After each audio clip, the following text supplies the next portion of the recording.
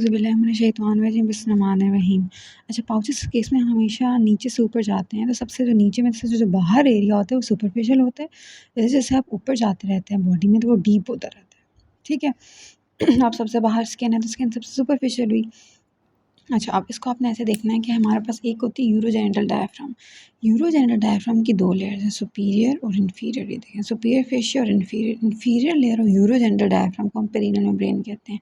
तो urogenital diaphragm की 2 layers नज़र आ रही हैं। एक है सुपरफिशियल लेयर और एक है इन्फीरियर लेयर, ठीक है? सुपीरियर और इन्फीरियर लेयर, सॉरी, सुपरफिशियल तो नीचे होती है ना, सुपीरियर और इन्फीरियर लेयर। और इन्फीरियर लेयर का दूसरा नाम है पेरिनियल मेम्ब्रेन। यूरोजेनिटल डायफ्राम की दोनों लेयर्स के दरमियान होता है डीप पेरिनियल पाउच, बात ख़त्म। उसके बाद inferior layer of urogenital diaphragm, जिसको पेरिनियल मेम्ब्रेन कहते हैं, उससे नीचे मतलब उसके बाहर मतलब उसके सुपरफिशियल पेरिनियल पाउच होता है, जो कि इन्फीरियरली कोलिस फेशिया से बाउंडेड होता है, जिसको हम कहते हैं सुपरफिशियल फेशिया की मेम्ब्रेनस लेयर, या फिर फेशिया ऑफ पेरिनियम, या फिर गॉलॉइडेड फेशिया, ठीक है?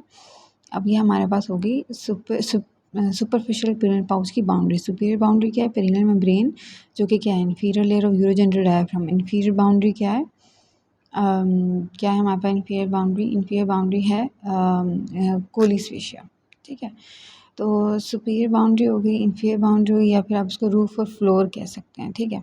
और अब इसके इंटीरियरली डिफिशिएंट होता है, तो इसलिए अगर यहाँ पे यूरेथ्रा डैमेज हो जाए तो यूरिन जो है वो इधर उधर थाई में और एब्डोमेन में जाएगा।